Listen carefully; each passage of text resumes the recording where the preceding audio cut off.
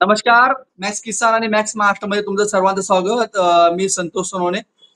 अ, अमेरिकेने जे Donald Trump आहेत त्यांनी 25% टेरिफ लावलेला आहे आणि यामुळे भारताच्या अर्थव्यवस्थेवर काय परिणाम होतील यावर चर्चा करणार. पण मात्र सर्वात महत्वाचे, भारताची अर्थव्यवस्था कृषी क्षेत्रावर अवलंबून आहे. 50% लोक जे आहेत कृषी क्षेत्रावर अवलंबून आहे. त्याच्यामुळे आपल्याला माहिती आहे की कृषी प्रधान देश आपला भारत आहे. आणि अमेरिकेचा छुपा एजेंडा जो आहे की यामध्ये त्यांना भारताच्या कृषी क्षेत्रावर, प्रक्रिया उद्योगांवर आणि त्यांच्या याच्यावर छुप्या मार्गाने त्यांना यायचं आहे. पण मात्र यामुळे मोठा परिणाम होणार आहे. काय परिणाम होणार आहे आणि भारताने, आपल्याला माहिती आहे की भारताने अमेरिकेवर झुकलेला नाहीये. कारण त्यांनी जे प्रक्रिया उद्योग, जे पोल्ट्री असेल, दुग्धजन्य पदार्थ असेल, मका, सोयाबीन, इथं अमेरिकेचं मोठ्या प्रमाणात उत्पादन होतं. मग ते उत्पादन इकडे आयात करावं अशा प्रकारचे अमेरिकेची रणनीती आहे. मात्र कृषी बेस आपल्या भारताची आर्थिक कणा आहे. त्यामुळे केंद्र सरकारने तरी सध्या तरी अमेरिकेला कुठल्याही प्रकार दबाव झुकारला आहे आणि कुठलाही निर्णय घेतला नाही. हे सगळ्यात महत्वाचं आहे. या संपूर्ण चर्चेसंदर्भात मात्र नेमकं पुढे काय होणार आहे, कृषी प्रक्रिया उद्योगावर काय त्याचा परिणाम होणार आहे, कृषी क्षेत्रावर काय परिणाम होणार आहे, यासाठी आपल्यावर चर्चेसाठी कृषी क्षेत्रातले दिग्गज जे आहेत, जे ग्राउंड लेवलला म्हणजे मातीशी जे आपलं नाळ जोडून येत, आपल्या चांदा ते बांधा इथं ते काम करतात, शेताच्या बांध्यावर जाऊन काम करतात. माझ्यावर मी गेस्टची ओळख करून देतो. माझ्यावर डॉक्टर R.T. पाटील जे आहेत ते अनेक शासकीय मोठ्या पदावर म्हणजे चेअरमन पदावर आहेत आणि खास करून अन्न प्रक्रिया उद्योगावर त्यांचं खूप मोठं काम आहे. अनेक सरकारी नियम, सरकारी योजनांमध्ये ते अनेक प्रमुख म्हणून त्यांनी काम केलेलं आहे. असे पाटील, डॉक्टर R.T. पाटील. दुसरे माझ्यावर आपल्याला सहकारी जे आहेत doctor sorry Anil Bhokare sir आहेत. अनिल भोकरे सर आपल्याला माहिती आहे की कृषी क्षेत्रातले तज्ज्ञ आहेत आणि आत्माचे ते संचालक आहेत, माजी संचालक आहेत. त्यांनी अनेक क्षेत्रात खूप महत्वाचं काम केलंय. दुसरे माझ्यावर सर्वात महत्वाचे की प्रदीप कोठावदे, जे ऍग्री सर्च जे आहेत, असं त्यांची एक कंपनी आहे आणि त्यांनी अनेक संशोधन केलेलं आहे. त्यांच्या कंपनीमध्ये अनेक वेगवेगळे संशोधन चालू असतात. ते आपल्यावर ह्या जुळलेले आहेत. दुसरे माझ्याबरोबर आहेत की प्रकाश पाटील, ऍडव्होकेट प्रकाश पाटील आहेत. ते कृषी भूषण आहेत. शेती त्यांचा बेस आहे. शेती प्रचंड चांगल्या प्रकारे शेती करतात आणि ते पीक विमा योजनाचे केंद्र आणि राज्य सरकारचे ते समन्वयक आणि सदस्य म्हणून सुद्धा आहेत. ते सुद्धा आपल्याबरोबर आहेत. जसे विशाल अग्रवाल जे आहेत, विशाल अग्रवाल हे सुद्धा आपल्या बरोबर आहेत. आणि विशाल अग्रवाल हे केळी निर्यातदार आहेत, शेतकरी आहेत, केळी निर्यातदार आहेत, असे आपल्याबरोबर. आणि देवेंद्र सूर्यवंशी सुद्धा जे इकॉनॉमिस्ट आहेत, कृषी उद्योग क्षेत्रावर आहेत, ते सुद्धा जॉईन होतील आपल्यावर. आपण ह्या असे दिग्गज लोकांशी आपण चर्चा करणार आहे. सर्वात पहिले मी डॉक्टर R.T. पाटील यांच्याकडे जाणार आहे. डॉक्टर साहेब, तुमचं मॅक्स महाराष्ट्रामध्ये, मॅक्स किसान मध्ये सर्वांचं स्वागत आहे. प्रदीप सर, आपण अनेक संशोधन करतात. काय ह्या अमेरिकन टेरिफचा काय परिणाम होणार आहे कृषी क्षेत्रावर आणि संधी आहेत का, आणि काय आपल्याला वाटतं? सगळ्यांना पहिल्यांदा नमस्कार. माझा इंटरनेट बरोबर नाहीये बरं का, तर मला तर ही सुवर्ण संधी वाटते आणि या सुवर्ण संधीचा उपयोग आपण करून घेतला पाहिजे बरं का. बरोबर. कारण काय आहे की मी 1985 पासून अमेरिकेत जातोय. अमेरिका आपल्या जीवावरच त्यांचं ऍग्रिकल्चर चालत होतं. एवढा मोठा देश, एवढी मोठी जमीन आणि खाणारे फार कमी, त्यामुळे त्यांना एक्सपोर्टच करावं लागतं. आणि त्यावेळेला आपल्याला माहिती आहे आपण लाल गहू खायचो त्यांच्याकडनं मिळालेले. आणि आपल्याकडे ग्रीन रिव्हॉल्युशन झाल्यानंतर त्यांची गळचेपीच झाली समजा. तर त्यामुळे जेव्हा 85 साली मी कॅन्ससला गेलो होतो एका ट्रेनिंगसाठी, 3-4 महिने तिथं होतो, तर तिथले हेड ऑफ द डिपार्टमेंट होते की भारताला ऍक्च्युली उगवायची गरज नाही, आम्ही त्याच्या अर्ध्या किमतीत तुम्हाला गहू देऊ. पण आपल्या शेतकऱ्यांचं सगळं उठणं बसणं आणि आयुष्य याच्यावरच आहे, म्हणून ते आपल्याला करणं शक्य नव्हतं. आणि त्यामुळे काय झालं की अमेरिकेची इमेज फूड सप्लायर पासून वेपन सप्लायर अशी झाली. कारण अमेरिकेसारखा देश किंवा कॅनडा सारखा देश किंवा युरोपचे कंट्रीज हे सगळे एक्सपोर्टवर चालतात. त्यांच्याकडे पॉप्युलेशन एवढं नाहीये की जे जे प्रोड्यूस करतील ते कन्झ्युम करतील. आणि त्यामुळे त्यांचं एक्सपोर्ट पोटेन्शियल शिफ्ट होतं. आता ही जी संधी आपल्याला मिळालेली आहे त्याच्यात आपण एक एक्झाम्पल जर बघितलं तर आपण स्वतः जर आपण कम्पेअर केलं, कारण माझं स्वतःचं मी जेव्हा नोकरी जॉईन केली 1980 मध्ये, त्यावेळेला माझ्या पगाराचा अर्धा भाग खाण्यात जायचा. इतकं महाग खाद्यान्न त्यावेळेला होतं आणि पगार इतकं कमी.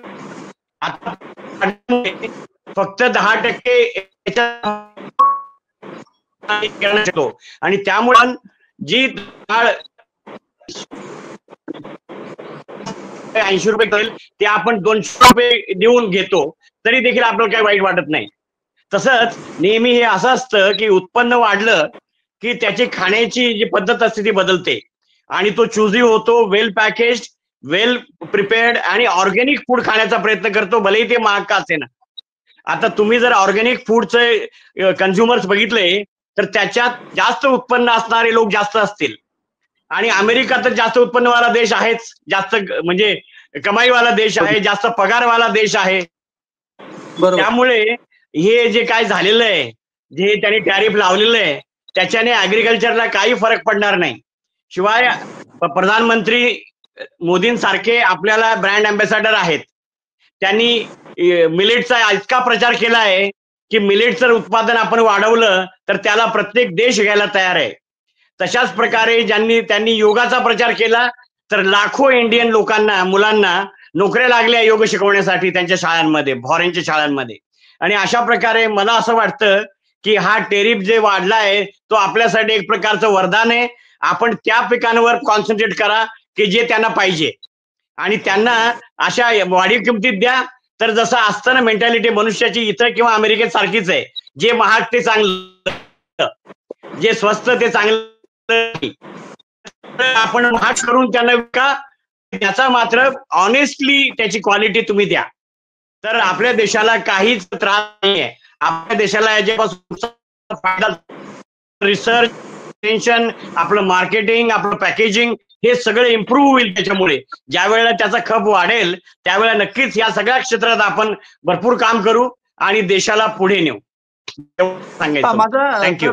माझा आवाज तुमच्यापर्यंत येत असेल तर माझा दुसरा प्रश्न तुम्हालाच आहे की भारताची अर्थव्यवस्था खास करून कृषीवर आधारित आहे. आर.डी. पाटील सर, तुम्हाला माझा हा प्रश्न आहे आणि यामध्ये 50% म्हणजे समजा अमेरिकी दुग्धजन्य खास करून आपल्याकडे दुधाची दुग्ध जे जनावर आहेत एका शेतकऱ्याकडे 2 किंवा 3 असतात. अमेरिकेकडे शेकडोंचे शेतकऱ्यांकडे म्हणजे शेकडोंचे जनावर असतात, म्हणजे दुग्धजन्य पदार्थावर त्याचा काय परिणाम होणार आहे आणि त्याचा काय परिणाम होऊ शकतो आणि तेच तर मी. बोला सर. अच्छा, मला पूर्ण व्यवस्थित ऐकू आलेलं नाहीये, पण मला जेवढं ऐकू आलं त्याच्यावर मी सांगतो तुम्हाला की हे जे दुधाचा प्रश्न चालू आहे ना, कित्येक वर्षापूर्वी म्हणजे 2007 साली मी ज्यावेळेला डायरेक्टरचा सिफेटचा डायरेक्टर होतो त्यावेळेला ऑस्ट्रेलियाकडनं हे न्यूज आली होती की भारतातल्या गायींचं दूध हे पौष्टिक असतं आणि हेल्दी असतं आणि त्यांच्या जर्सी गायींचं दूध जे आहे ते पौष्टिक नसतं आणि नसतं. आता ऍक्च्युअली तसं तर त्यापासूनच आपलं परदेशात एक्सपोर्ट करायला सुरुवात करायला पाहिजे होती, पण आपल्या लोकांमध्ये उद्यमित फार कमी आहे. पण अमेरिकेला आता जेव्हा आहे, अमेरिकेमध्ये मी सांगितलं ना की पॉप्युलेशन खूप आहे, म्हणजे जमीन खूप आहे, प्राणी खूप आहेत, पण खाणारे फार कमी आहेत. म्हणजे त्यांच्या दूध कन्झम्पशन इतकं कमी आहे की त्यांना त्या उरलेल्या दुधाचं काय करावं ते कळत नाही. त्यामुळे त्याच्यापासून ते पावडर बनवतात, बटर ऑइल बनवतात आणि त्यांना मार्केट्स पाहिजे त्याच्यासाठी. आणि आपण काय, आपल्याला एक कारण आहे आता, कारण तो ऑस्ट्रेलियन रिपोर्ट जो सांगतो की आमचं दूध चांगलं आहे, तर मग आम्ही ते खराब दूध का घ्यावं. दुसरी गोष्ट, त्यांच्या जनावरांना ते स्लॉटर हाऊस खाऊ घालतात ऍज अ प्रोटीन सप्लिमेंट आणि त्याच्यामुळे फूड टू माउथ डिसीज जो आहे अॅनिमल्स मध्ये तो त्या मीठ खाऊ घातल्यामुळे म्हणजे, आणि अमेरिकेला ते माहिती आहे आणि त्यामुळे ते दूध देण्याचा ऍक्च्युअली त्यांनी ते फार वर्षापासून करत आलेत.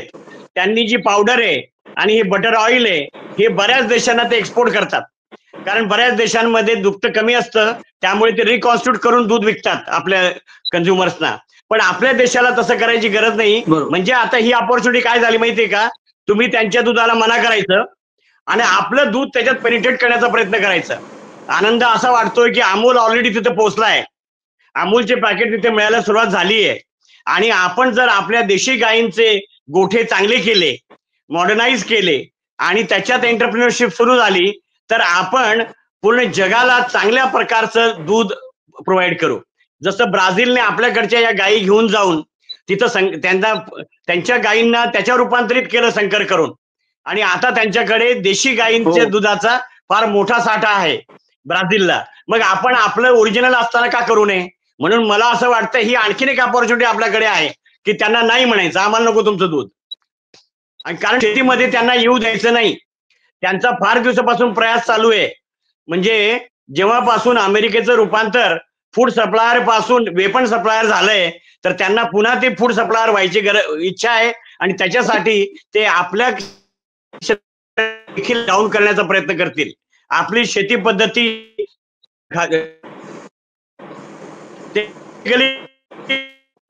सगळ्यातील पैसे प्रकारचा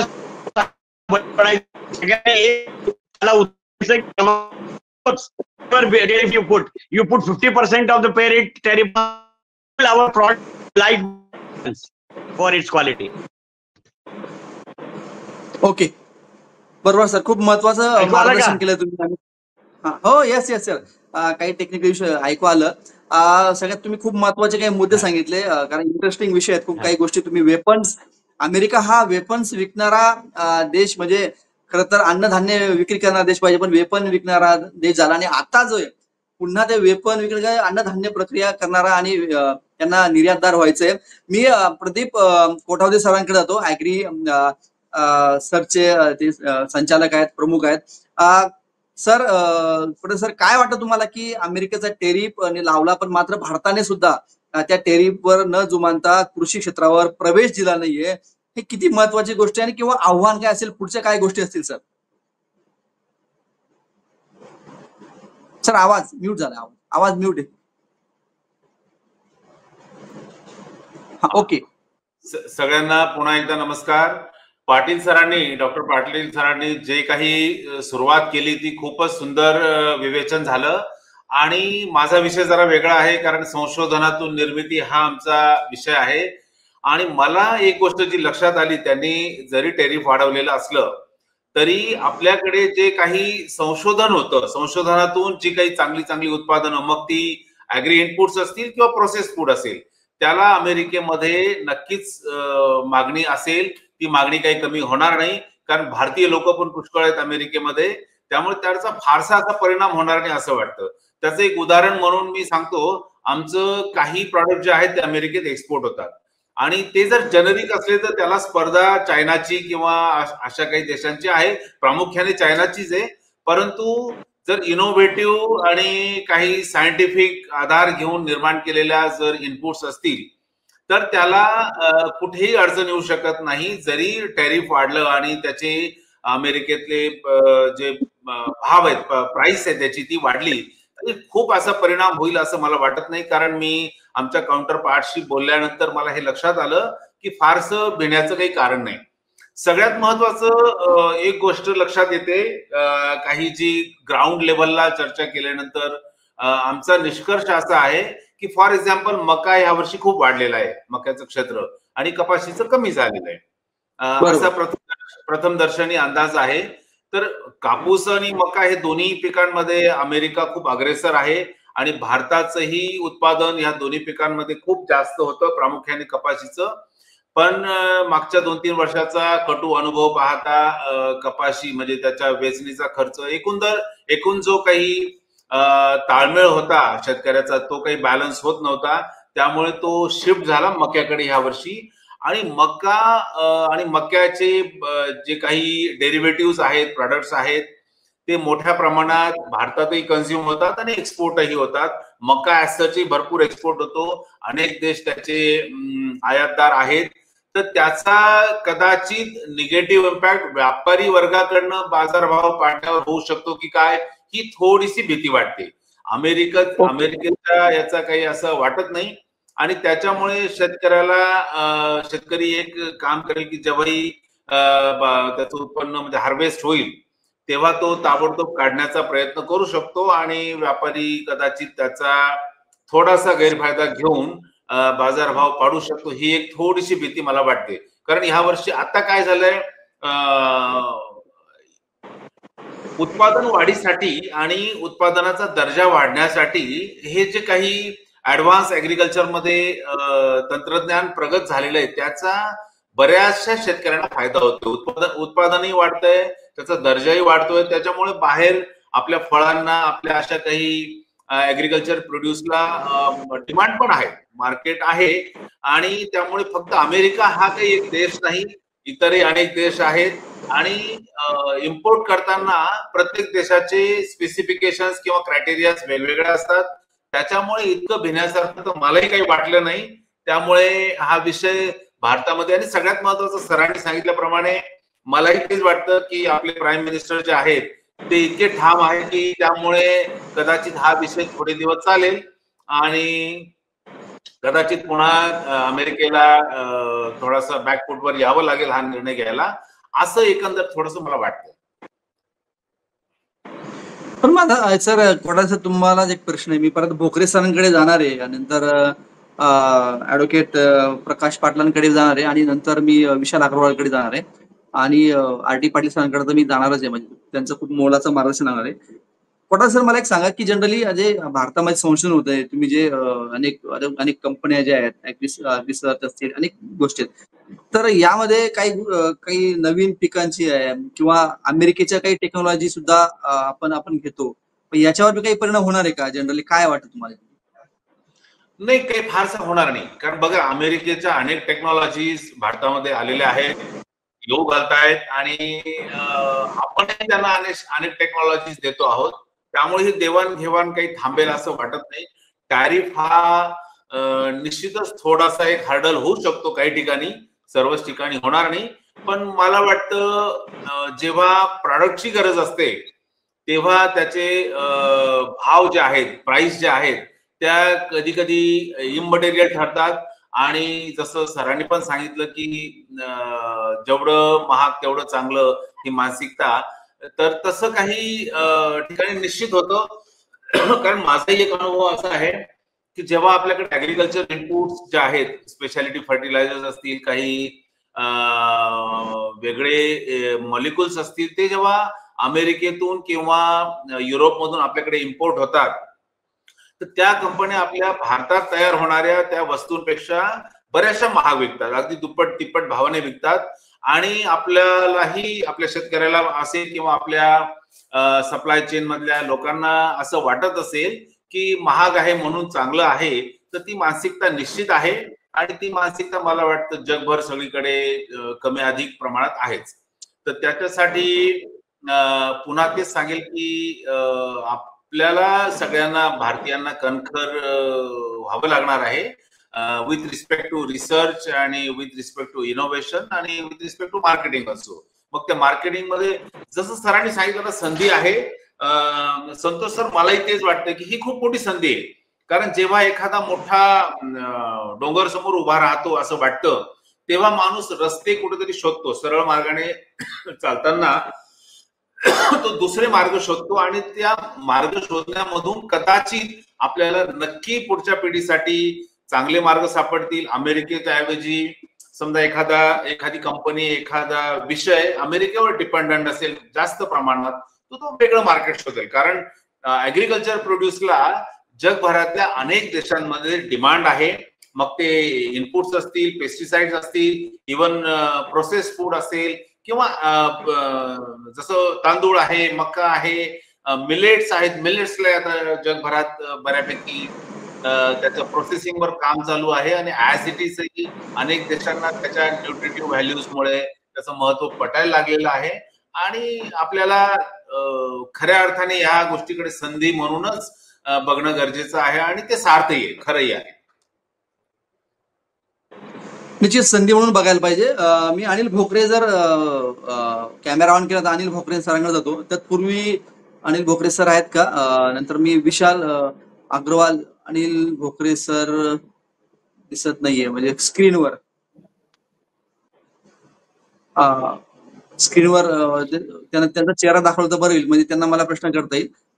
मी विशाल अग्रवालकर यांच्याकडे येतो. विशालजी, तुम्ही केळी निर्यातदार आहेत. आता हा टेरिफ अमेरिकेचा लागलाय, तर आपली जे आहेत आपली केळी जी आहेत खास करून अनेक विदेशात जाते कंटेनर भरून, संयुक्त अमिरातमध्ये जाते, इराणमध्ये जाते.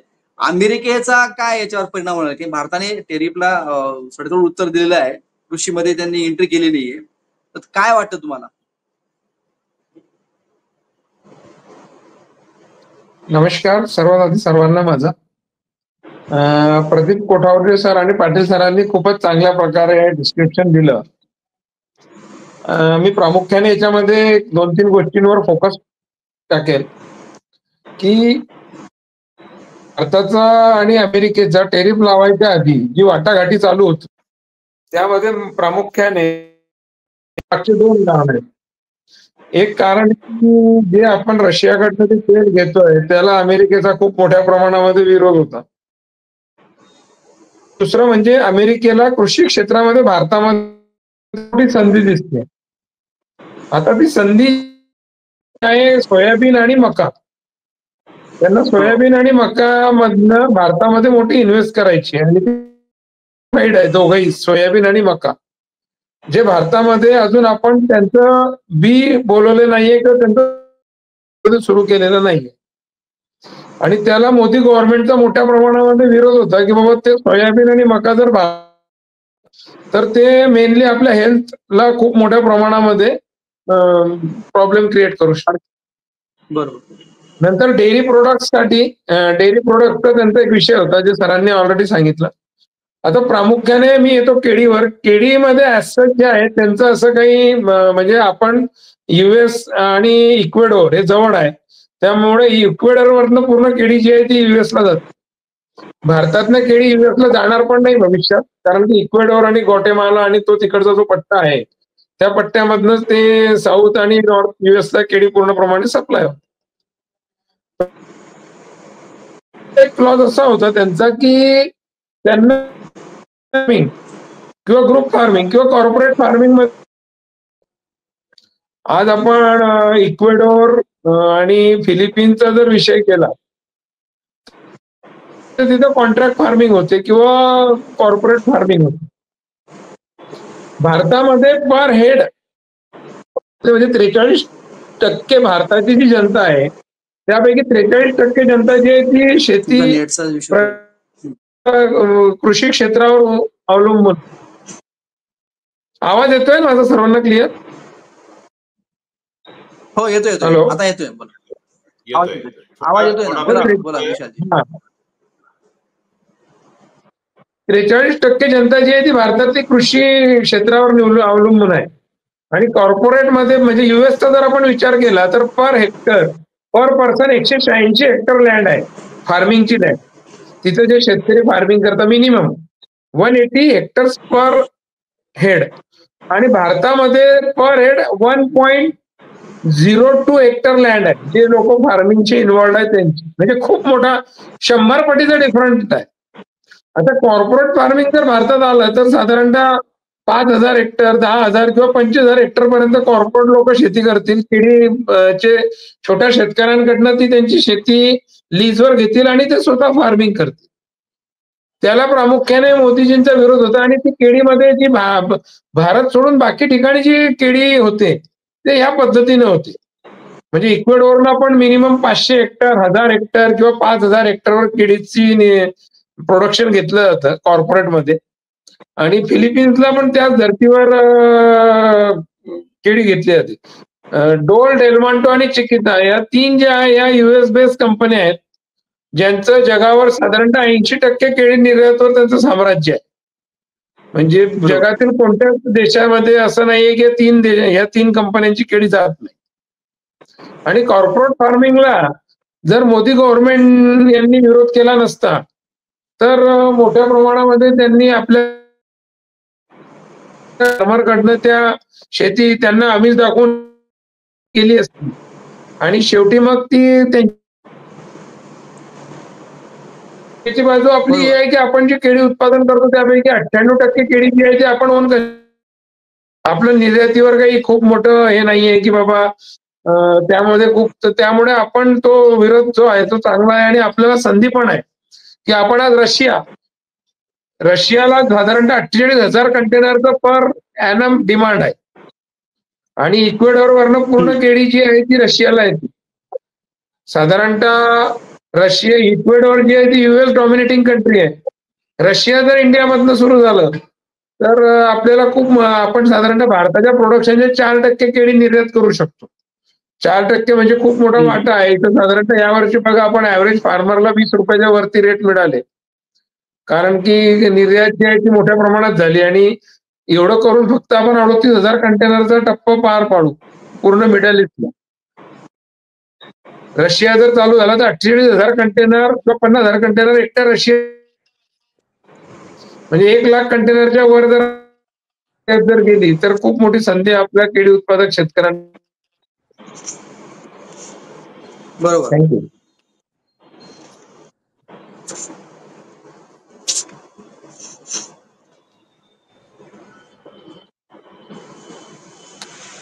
एक सगळ्यात महत्वाचं की अनिल भोकरे सर जर स्क्रीनवर असेल तर, मला आता भोकरे सरांना प्रश्न आहेत. अग्रवाल सरांनी खूप महत्वाचं सांगितलंय, RT पाटलांनी बी एक महत्वाचा मुद्दा मांडला सर, आणि कोठारे सरांनी बी खूप महत्वाचा मुद्दा मांडला. नंतर मी प्रकाश पाटलांकडे जाणार आहे. मी भोकरे सरांकडे जातो. भोकरे सर, सर्वात मदत, भारताचा आता कृषी प्रधान देश जरी म्हटलं सर, आता आपण प्रक्रिया उद्योगांकडे वळलोय आणि या प्रक्रिया उद्योग खूप वाढणं आता गरजेचं, जसं म्हणजे प्रत्येक जण प्रक्रिया उद्योग वाढवते. आणि अमेरिकाला मात्र आता त्यांच्या ज्या प्रक्रिया ज्या केलेले प्रोडक्ट आहेत ते भारतात त्यांना आणायचे आहेत. मग अशा वेळेस भारताला ही मोठी संधी आहे. जसं जी टेरिफ जी लावली, पण मात्र भारताने, केंद्र सरकारने सुद्धा कुठल्याही प्रकारे न जुमानता कुठल्याही प्रकारे त्यांनी कृषी क्षेत्रावर अमेरिकेचा दबाव झुकारलेला आहे. याकडे कसं बघता आणि प्रक्रिया उद्योग किती महत्वाचा आहे? आता प्रत्येक शेतकऱ्याने आपल्या स्वतःचा प्रक्रिया उद्योग सुद्धा निर्माण करणं गरजेचं आहे, जेणेकरून तोडीसतोड पॅकेजिंग, आता जसं कोठारे सरांनी खूप महत्वाचं सांगितलं, पॅकेजिंग महत्वाचं आहे, त्याला मॅन्युफॅक्चरिंग महत्वाचं, त्या क्वालिटीचं झालं पाहिजे, संशोधन त्या क्वालिटीचं झालं पाहिजे, जेणेकरून अमेरिकेला आपण टक्कर देऊ शकतो अशा प्रकारे. कारण अमेरिका घाबरलाय. म्हणजे डॉक्टर RT पाटील सरांनी खूप महत्वाचा मुद्दा सांगितला, वेपन विकणारा देश आता तो अन्न विकण्यासाठी नेण्यासाठी तो उत्सुक आहे. भारताने यावर खूप आघाडी घेतलेली आहे. याकडे काय वाटतं तुम्हाला, कसं वाटतं? सर्वांना माझा नमस्कार. आवाज येतोय ना? हो, येतोय. आपला हा जो काही विषय आज, तर खरं तर जसं डॉक्टर RT पाटील सरांनी सर्वांनी जसं सांगितलं, तर याचा फार काही आपल्यावर परिणाम होणार नाही, हे तर तितकंच खरं आहे. आपण जसं म्हटलं की प्रक्रिया, तर अमेरिकेतून प्रक्रियाजन्य पदार्थ आपण फार काही घेत नाही, कारण महत्वाचं त्यांचं milk and milk products, soybean, मेज, परंतु तथापि त्यांचं GM आणि त्यांच्या मिल्क प्रोडक्ट्सचं आपल्याला गरज नसताना ते आपण घेत नाही. आणि म्हणूनच काय, खरं तर हा भीतीपोटी निर्माण झालेला विषय आहे. आता आपण जर का एक गणिताची आकडेवारी पाहिली, स्टॅटिस्टिक्स इन्फॉर्मेशन पाहिलं, तर इंटरनॅशनल मॉनिटरी फंड यांनी असं जाहीर केलेलं आहे की या मागील 10 वर्षामध्ये भारतीय अर्थव्यवस्थेचा 10 वर्षात 105% वाढलेलं आहे. आपण मग याचं वाढण्याची जी भीती आहे, तर त्याला महत्वाचं कारण काय, तर या 25-26 मध्ये भारताची अर्थव्यवस्था 6.4 दशांशने दराने वाढणार आहे, असं इंटरनॅशनल मॉनिटरी फंडचं आहे. व्हेरॅज अमेरिकेचा त्यामध्ये किती सहभाग आहे, तर you will be surprise to know, तो 2% फक्त आहे. आणि ओव्हरऑल जगाचं जर का तुम्ही पाहिलं तर ते 3%. म्हणजे आपल्याला हेच दर्शवतं, जसं डॉक्टर सर म्हटले, सगळ्यांनी जसं सांगितलं, आपण मिलेट्समध्ये इतर आपले जे स्पायसेस आहेत याचं नक्कीच चांगल्या प्रकारचा शेअर आपण अमेरिकेमध्ये घेतलेला आहे. Already we have taken up that, आणि ती एक चांगली संधी आपण घेतलेली आहे. आणि हे जर का आपण पाहिलं तर खरं तर अमेरिका इज अंडर बर्डन, म्हणजे ट्रम्पला जे वाटतंय, तर आधीच चायना त्यांना आव्हान देतंय आणि भविष्यात भारत पण देईल, असं त्यांची ठाम भूमिका आहे. कारण की 5 वेळा वाटाघाटी होऊनही 6वी जी वाटचाल होणार होती, तर त्यांनी तो स्टे आणलेला आहे. म्हणजे त्यांनी डिक्लेअर तर केलं, पण त्यांचं असं लक्षात आलं की कदाचित हे आम्हाला अमेरिकेलाच हे त्रासदायक ठरणार आहे. म्हणजे तसं जर का पाहिलं, असं म्हटलं जात होतं की पूर्ण जगाला 91,000 कोटीचा म्हणजे फटका बसणार होता. तर ते मेजरली कशासाठी आहे, तर भारताचा कच्चा तेल आपण आयात, पण आपल्याला त्याची गरज नाही आहे, कारण आपण ऑलरेडी रशियाकडनं ते घेतो, त्याला प्रोसेस करतो आणि पुन्हा इतर देशांना देतो. म्हणजे आपण जसं पाहिलं तर आपल्याला फार काही म्हणजे घाबरण्याचं कारण नाहीये, उलट आपल्याला संधी आहे. कारण की त्यांना हा पर्याय नाहीये. They don't have choice for millets, त्याचे असलेले बाय प्रॉडक्ट्स, त्याचप्रमाणे आपल्याला फिश, स्पाइसेस, या सगळ्याला भारतच एक अल्टिम त्यांना एक सोर्स आहे. त्याच्यामुळे आपल्याला कुठं पर्याय म्हणजे त्यांना घाबरण्यासारखं कारण नसून माझ्या मते ही एक आपल्याला उलट संधी आहे. आपल्याला चांगल्या प्रकारचं प्रोसेसिंग, चांगल्या प्रकारचं पॅकेजिंग, त्याचप्रमाणे ब्रँडिंग, त्याचं मूल्यवर्धित आपण जर का करू शकलो तर उलट आपल्याला ती एक फार चांगल्या प्रकारची संधी आहे. जसं विशालने सांगितलं, आपल्याला बनानासाठी घाबरण्याचं कारणच नाहीये. एक लक्षात, कारण आपण अमेरिकेला बनाना देतच नाही. एक लक्षात, आपण ऑन दी क्वांटिटी रशियाला आपण आता जर का मोठ्या प्रमाणात केळी देणार असू आणि केळीचे बाय प्रॉडक्ट देणार असू तर आपल्याला उलट ती संधी आहे. म्हणजे मी तर थोडक्यात असं सांगेल की अमेरिका आम्हाला या ऍग्रिकल्चरच्या बाबतीत 100% घाबरलेला आहे आणि त्यांना असं वाटतं की आम्ही त्या टॅरिफ जास्त लावला तर जसं डॉक्टर साहेब म्हणतात टॅरिफ जास्त लावू देत ना, पण आमच्या जर का त्याची किंमत जास्त लावली आणि मागणी आपल्याला कुठलाही प्रकारचा परिणाम होणार. आपल्याला उलट ती एक संधी आहे असं मला नेहमीच वाटतं. आणि आता दुसरं एक गणिताचा एक मी आकडा सांगतो. भारत आणि अमेरिकेमध्ये आपण 24-25 मध्ये जो काही व्यापार झाला तो 186 अब्ज डॉलर झाला. तर त्याला मला सांगायला आनंद होईल की आपण अमेरिकेला जो एक्सपोर्ट करतो तर त्याच्या फिगर्स बघा. अमेरिकेत आपण 86.5 अब्ज डॉलर आपण वस्तू रूपाने दिल्या आणि 28.7 ही सेवा निर्यात केली. म्हणजे आपण इतकं एक्सपोर्ट केल्या. वेऱ्याच आपण अमेरिकेतून किती घेतो, तर त्यामध्ये कंपॅरिझन मध्ये फक्त 50% म्हणजे 45.3 अब्ज डॉलरचं फक्त आपण अमेरिकेकडून जे काही आपल्याला गरजेचं होतं बिसाइड्स फूड आपण घेतलं आणि 25.5 अब्ज डॉलरची सेवा आपण त्यांना घेतली. आणि हीच खरं त्यांना भीती आहे, कारण आपलं अडणारच नाहीये, कारण आपण एव्हरीथिंग आपण मॅन्युफॅक्चर करतो. सोयाबीन मध्ये नॉन जीएम व्हरायटीज वापरता आपण चांगल्या प्रकारचं उत्पादन घेतोय, मक्यामध्ये घेतोय. त्याच्यामुळे आपल्याला भारतातला रशिया बरोबरचे संबंध यांच्यातील लक्षात आलेला आहे आणि दे आर अंडर थ्रेट. आणि म्हणून माझं स्पष्ट मत आहे, कुठलाही अनिष्ट परिणाम आमच्या ऍग्रिकल्चरवर न होता उलट आम्हाला ती संधी कशी उपलब्ध आहे. कारण मी दुबईला आणि बाहेर असं पाहिलं की आपल्याकडच्या सगळ्या प्रॉडक्ट्सला म्हणजे not only serials, pulses, oil seeds, vegetables, त्या म्हणजे सोल पण पाठवू शकतो. त्याचप्रमाणे आपण प्रोसेस, आणि अमेरिकेला प्रोसेसचीच गरज आहे, त्यांच्याकडनं आपण फार काही ऍग्रिकल्चरचं घेतच नाहीये. आणि आपण सगळ्या तंत्रज्ञानामध्ये पण पुढे, जसं आपल्याला डॉक्टर प्रदीप कोठावदे सरांनी सांगितलं, we are far ahead of them. त्यांच्या टेक्नॉलॉजीचा ऑलरेडी आपल्याकडे एक्झिस्टन्स आहे. बरं, मी सरांकडे पुन्हा येईल, अनिल बोकडे सरांकडे. मी ऍडव्होकेट प्रकाश पाटलांकडे जातो. प्रकाश पाटील जी, नेमकं तुम्ही कृषी भूषण आहात, तुम्ही शेतात जाऊन करता, म्हणजे कृषी वेस. आता आम्ही बरेच जण हे तज्ज्ञ आहेत, कोणी निर्यातदार आहेत, कोणी कंपनीचे. शेतकरी म्हणून तुम्हाला काय वाटतं, तुमचा अनुभव काय म्हणतो या सगळ्या याच्यामध्ये? शेतकरी म्हणून तुमचा अनुभव काय? कारण तुम्ही कृषी भूषण आहात, तुम्हाला बऱ्याचशा ग्राउंड लेवलच्या शेतकऱ्यांच्या समस्या माहिती आहेत, तुम्हाला शेतकऱ्यांचे अनेक प्रश्न तुम्ही सोडवतात, पीक विमा योजना संदर्भातला. या संपूर्ण शेतकऱ्यांच्या काय प्रतिक्रिया? शेतकरी किती महत्वाचा केंद्रबिंदू हा शेतकरी आहे. शेतकऱ्यांना हा निश्चितच परिणाम होणार आहे. आणि निर्णयाचा म्हणजे आपल्याला असं झालंय, आता इकडे आड आणि तिकडे विहीर. जर दिलं तर कापसावर त्याचा परिणाम होणार आहे. कापसापासून जे आपले कापड तयार होतं त्याच्या निर्यातीवर परिणाम होईल. निश्चितच कापसाचे भाव कमी होतील. आणि जर त्यांच्या आपण दबावापोटी आपण झुकलो तर आपल्याला सोयाबीन आयात करावं लागेल, दुग्धजन्य जे पदार्थ आहेत त्याची आयात करावं लागेल. याच्यामध्ये जे आपल्याकडे ऑलरेडी आता सोयाबीन जास्त आहे, याचं प्रमाण जास्त आहे, दुग्धजन्याचं त्याची गरज नाही, ते आयात होईल. शेतकऱ्यांचं नुकसान होईल, देशाच्या नागरिकांचं होईल. कारण सोयाबीनचं जे आयात होणार आहे ते जीएम पीक आहे, त्याचा आरोग्यावर परिणाम होईल. दुधाचा जर बघितलं त्यांच्यापेक्षा निश्चितच आपलं दूध पौष्टिक आहे, तर नागरिकांचं आरोग्यावर सुद्धा त्याचा परिणाम होणार आहे. पण हे परिणाम होताना म्हणजे मी 2 अँगलने बघतो. तात्कालिक परिणाम निश्चितच कोणताही निर्णय घेतला तो वाईट होणार आहे, चांगला परिणाम फार कमी होणार आहे.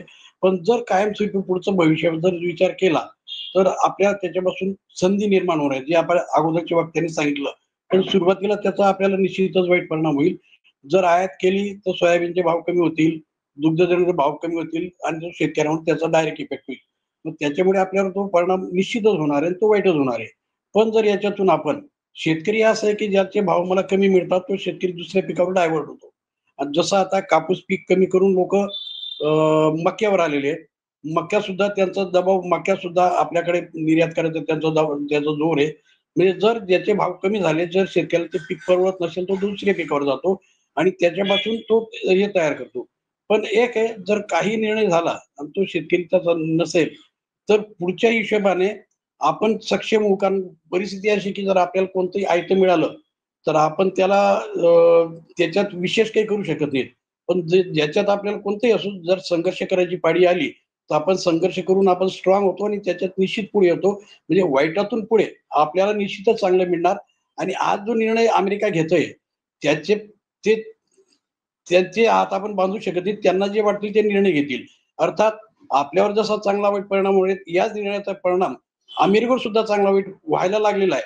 आपला अजून होत नाही, आपण फक्त भीतीपोटी हा विचार करतोय. पण आज त्यांची महागाई 2.7% वाढून गेलेली आहे. आणि यांचे जर हे बघितलं तिथल्या राष्ट्राध्यक्षांचं, त्यांचं जे त्यांचा जो लोकप्रियता आहे ती सुद्धा घटायला लागली.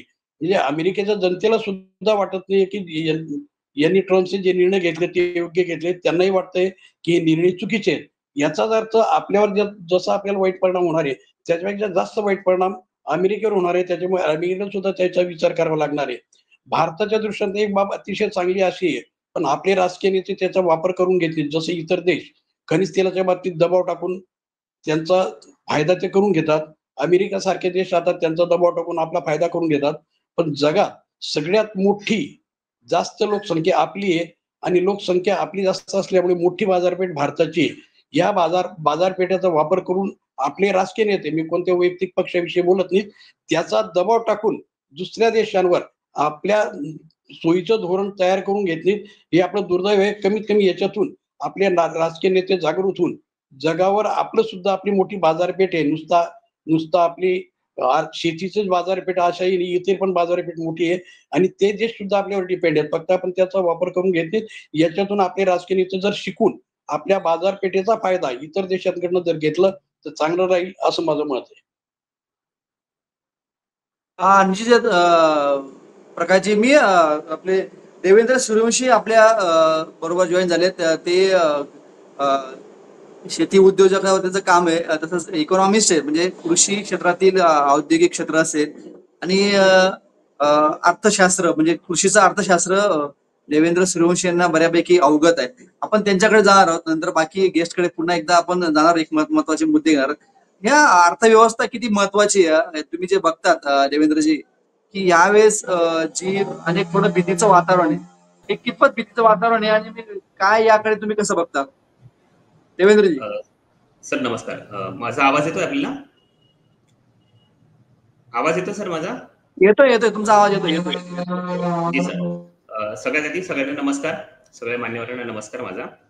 आपल्या आजच्या विषयाच्या बाबतीमध्ये एक महत्वाची गोष्ट की म्हणजे मी थोडंसं डिटेल त्या गोष्टीला सांगू इच्छितो की टेरिफ वॉर म्हणजे आपल्या देशातून जो माल अमेरिकेमध्ये जाणार आहे, तेव्हा अमेरिकेत गेल्यानंतर त्यावर ते इम्पोर्ट ड्युटी लावतील आणि त्यानंतर तो माल अमेरिकन बाजारामध्ये महाग होईल. हे साधारणतः त्याचं स्वरूप आहे. आपले जे काही ऍग्रिकल्चर प्रोड्यूस आपण शेतमाल अमेरिकेला विकतोय, त्याच्यामध्ये स्पायसेस किंवा त्याच्यामध्ये स्पेसिफिकली टेक्सटाईलच्या रिलेटेड मटेरियल जास्त आहे, तर त्यांच्या देशामध्ये त्याची भाव वाढल्यामुळे त्याची मागणी कमी होईल. साधारणतः हे चित्र होईल. जर त्यांनी आपल्यावर टेरिफ लावले तर नक्कीच ऍग्रिकल्चर प्रोड्यूसवर याचा परिणाम होऊ शकतो, परंतु ते सिलेक्टेड पिकं आहे. परंतु दुसरी बाजू जर बघितली, अमेरिकेतून चीन आतापर्यंत साधारणतः ऍग्रिकल्चर प्रोड्यूसच्या बाबतीमध्ये अमेरिकेकडून खूप मोठ्या प्रमाणावर आयात करत होता. परंतु मागील काही वर्षांपासून चीनने स्पेसिफिकली अमेरिकेकडची ऍग्रिकल्चर प्रोड्यूसची आयात जी काही आहे ती बऱ्या प्रमाणात कमी केलेली आहे त्याच्यामुळे अमेरिकेला त्यांच्या देशामध्ये उत्पादित झालेले काही ऍग्रिकल्चर प्रोड्यूस किंवा डेअरी प्रोडक्ट्स आहेत हे कुठे विकायचं हा त्यांच्यासमोर प्रश्न आहे. त्यामुळे त्याला एक चांगली बाजारपेठ हवी आहे आणि इथेच अमेरिकन गव्हर्नमेंट आपल्या देशाला प्रेशराईज करते की आपण त्यांच्याकडून ही ऍग्रिकल्चर प्रोड्यूस घेतली पाहिजे याकरता म्हणून. तर याबाबत आपण जर एक तुलनात्मक बघितलं की अमेरिकेचा शेतकरी आणि भारतातला शेतकरी याची साधारणतः तुलनात्मक परिस्थिती काय आहे, जर आपल्या गव्हर्नमेंटच्या डेटानुसारच जर आपण बघितलं तर एव्हरेज आपल्याकडे एक शेतकऱ्याकडे एव्हरेज लँड होल्डिंग आहे 2.5 एकर. त्याच्यातून तो फक्त त्याचा उदरनिर्वाह भागू शकतो, स्वतःची डेव्हलपमेंट करत नाही. आणि बहुतेक आपली शेती ही पारंपरिक पद्धतीने होते, त्यावर खूप मोठ्या प्रमाणावर यांत्रिक पद्धतीने शेती होत नाही. पण तुलनात्मक आपण अमेरिकेकडे बघितलं, तिथला जो अल्पभूधारक शेतकरी आहे त्याच्याकडे कमीत कमी 200 एकर जमीन आहे आणि जे मोठे शेतकरी आहेत त्यांच्याकडे 1000 एकर 2000 एकर पर्यंत इतक्या मोठ्या प्रमाणावर त्यांच्याकडे शेती आहे. याचा परिणाम असा होतो की ते मोठ्या प्रमाणावर यंत्रांचा वापर करून, आधुनिक तंत्रज्ञानाचा वापर करून ते शेती करतात. त्यामुळे त्यांचे ऍग्रिकल्चर प्रोड्यूस आपल्या देशापेक्षा कम्पॅरेटिव्हली स्वस्त आहेत. जर अशा परिस्थितीमध्ये आणि शिवाय त्यांना सबसिडी सुद्धा ऍडिशनल त्यांच्या गव्हर्नमेंट कडून मिळतात, त्यामुळे त्यांना त्यांचा माल स्वस्त पद्धतीने विक्रीसाठी उपलब्ध करून देता येऊ शकतो. आणि अशा वेळी अमेरिकेचं जे काही उत्पादित झालेला माल आहे तो आपल्या देशात विक्रीसाठी उपलब्ध झाला तर आपल्या सर्व शेतकऱ्यांना ती खूप मोठ्या प्रमाणावर स्पर्धा होऊ शकते. त्याच्यामुळे आपल्या गव्हर्नमेंटचा जो काही स्टँड आहे की अमेरिकेचा ऍग्रिकल्चर प्रोड्यूस आणि डेअरी प्रॉडक्ट्स यांना आपल्या देशामध्ये येऊ न देणं हा खूप महत्वाचा स्टँड आहे आणि त्या स्टँडला त्यांनी स्टिकअप राहणं गरजेचं आहे. आपला शेतकरी जिवंत ठेवण्यासाठी ही गोष्ट आवश्यक आहे. ही गोष्ट कधीही होऊ देऊ नये. जरी आपलं त्यांनी टेरिफ त्याच पद्धतीने 25% लावला तर काही प्रमाणात कॉटन आणि काही स्पायसेसच्या बाबतीमध्ये त्याचा परिणाम होईल, पण इतर शेतीचं जे काही क्षेत्र आहे त्याबाबत आपण त्या गोष्टीसाठी सावध राहू. हा एक महत्वाचा मुद्दा. आणि दुसरी गोष्ट, सोबतच आपल्या देशाने पण आता ब्रिटन सोबतचं ट्रेड अग्रीमेंट जवळपास त्यांचं फायनल झालेलं आहे किंवा त्यांचं अग्रीमेंट झालेलंच आहे. तो एक विषय झालेला आहे. म्हणजे आपण आपल्या मालासाठी इतर दुसरीकडे बाजारपेठा शोधण्याचं काम आपल्या देशाने सुरू केलेलं आहे. तिथे आपल्याला संधी उपलब्ध होतील. आणि शिवाय आपला देश हे स्वतः ओन कन्झम्पशनसाठी खूप मोठं मार्केट आहे. त्याच्यामुळे अमेरिकेत ज्या वस्तू आपल्या जातात त्या नाही गेल्यात किंवा तिथे भाववाढ झाली त्याचा परिणाम आपल्यावर थोड्याफार प्रमाणात होईल, जास्त होणार नाही. पण अमेरिकेचा शेतमाल जर भारतात विक्रीसाठी आला तर ती नक्कीच आपल्यासाठी खूप मोठ्या प्रमाणावर अडचण होऊ शकते. शिवाय आता रिझर्व्ह बँकेने हा विषय देखील घेतलेला होता की त्यांनी आरबीआयचे आपले रेपो रेट्स कमी करतात. जवळपास या महिन्यामध्ये रेपो रेट्स कमी होतील. त्याच्यामुळे देशांतर्गत सुद्धा आपल्या बऱ्यापैकी मागणी वाढेल. या सगळ्या गोष्टी होऊ शकतात. तर साधारणतः माझं एक हेच मत आहे की अमेरिकेने जर टेरिफ तसाच ठेवला तो रासू द्यावा आणि आपल्या अमेरिकन शेतमाल ऍग्री प्रोड्यूस हे आपल्या देशात न येऊ द्यावा. हीच आपल्या शेतकऱ्यांसाठी चांगली गोष्ट आहे. संतोष सर. बरोबर देवेंद्रजी, तुम्हाला बऱ्यापैकी तुम्ही कृषी क्षेत्रातले इकॉनॉमिस्ट आहात, तुम्हाला बऱ्यापैकी त्याची कल्पना आहे. मी पुन्हा एकदा टप्प्याने येतो. एक डॉक्टर पाटील सर असतील, आर.टी. पाटील सर, त्यांनी स्क्रीनवर आले तर मी कोटाळे सरांकडे जातो आणि पुन्हा एकदा एक शेवटचा सेगमेंट म्हणजे आपण महत्वाचे मत विचारू. डॉक्टर पाटील सर, माझा आवाज येतोय आता? हा, येतो आता मी. बरं, मला एक सांगा आता सगळ्यात महत्वाचं की तुम्ही जे काही महत्वाचा जो उल्लेख केला होता तो उल्लेख फार महत्वाचा, त्याच्यावरच आपली चर्चा पुढची ही रंगलेली आहे. आता काय करायला हवं, म्हणजे भारताला अजून कदाचित दबाव येऊ शकतो. यावेळेस भारताने नेमकी काय स्टँड घ्यावा? भारताने नेमकं या कृषी क्षेत्रावर अमेरिकेला पाय रोवू द्यायचा नसेल तर काय रणनीती असली पाहिजे आणि भारतावर काय केलं पाहिजे? ठीक आहे. कारण काय आहे, भारताने ऑलरेडी आपण हे जे बघितलं की जे सांसदांचं जे डेलिगेशन सगळ्या जगभर फिरलं, ती देखील एक स्ट्रॅटेजी या डायरेक्शन मध्येच होती. म्हणजे आपण फक्त हे सांगायला नाही गेलो की बाबा ऑपरेशन सिंदूर कसं झालं, पण त्याच वेळेला आपण मार्केट पण चाचपडत होतो. म्हणजे हे जे वाढवलं त्याने टॅरिफ अमेरिकनांनी, तर त्याच्यामुळे त्यांना वाटलं की आपण यांच्यावर पूर्ण दबाव आणू शकू. पण त्याच्यामुळे आपण जागे झालो आणि आपण असे जागे झालो की याच्या सगळ्या मूव्ज आपल्याला अगोदरच माहिती आहे. आता याच्यात असं होईल की अमेरिकेला देखील थोडंसं खुश करण्यासाठी 1-2 गोष्टी आपल्याकडे इम्पोर्ट होत राहतील. त्याच्यात थोडीशी वाढ होऊ शकेल की जे आहे कॅलिफोर्निया डायमंड, हे आल्मंड्स, अमेरिकन आल्मंड जे आपण मागवतो, कारण आपल्याकडे ते होत नाही. तसंच ऍपल आपला देश जितकं खातो तेवढं आपण उत्पादन करत नाही. त्यामुळे आपण जे वॉशिंग्टन ऍपल आपल्याकडे येतात त्याला काही कोटा वाढवून देऊ किंवा आल्मंडसाठी कोटा वाढवून देऊ आणि बाकीचे काही प्रॉडक्ट्स आहेत की जे आपल्याकडे होत नाहीत आणि आपण कुठल्या दुसऱ्या देशांवर अवलंबून असू त्याच्यासाठी, तर त्याचा शिफ्ट आपण काही प्रमाणात अमेरिकेला त्याचा शेअर देऊ शकू. दुसरी गोष्ट अशी की आपल्या देशात कन्झ्युमर ग्रुप फार मोठा वाढतोय, म्हणजे मिडल क्लास जो वाढतोय, उत्पन्न जसं वाढतंय तसं खाण्याचं प्रमाण चांगल्या क्वालिटीचं वाढतंय. त्यामुळे आपण किती म्हटलं तरी त्यांचा कल थोडासा अमेरिकनाइज म्हणजे पिझ्झा बर्गर याच्यावर असेल, तर त्याच्यासाठी लागणारं जे आहे मेयोनीज आहे किंवा काही त्याच्या प्रकारच्या ज्या गोष्टी असतील स्पेशल, त्या आपण इम्पोर्ट करायला त्यांना अलाउ करू शकू. पण अदरवाईज भारत स्ट्रिक्टली सांगेल की जीएम क्रॉप आम्हाला नको, कारण जीएम क्रॉप आणलं तर भारताचं निच मार्केट जे आहे, कारण नॉन जीएम प्रॉडक्ट्स आपल्याकडे बाय डिफॉल्ट आहेत, त्यामुळे आपल्याला चायनाच्या वरचढ आपल्याला मार्केट आहे त्याच्यासाठी खास, आणि ते मार्केट आपण लूज करू जर जीएम क्रॉप आणल्या तर त्यामुळे आपण जीएमला नाही म्हणू. आणि त्याच्यानंतर मग हे नॉन जीएम जे आपलं आहे त्याची प्रोडक्टिव्हिटी वाढवण्याचा प्रयत्न करू. ऍक्च्युली आपल्या देशाचं ऍग्रिकल्चर बघता 85% ज्या ठिकाणी स्मॉल फार्मर आहेत त्या ठिकाणी जीएम आलं तरी त्याची प्रोडक्टिव्हिटी जास्त राहणार नाही अमेरिकेसारखी, कारण आपण जसं अँटीबायोटिक्स देतो ना लोकांना, आणि जिला चांगलं खाद्य नाही दिलं त्या अँटीबायोटिक्स बरोबर तर ती प्रकृती सुधरत नाही, उलट त्रास होतो. तसंच जीएमने होईल. त्यामुळे आपल्याला जीएम टोटली मना करायचं आहे.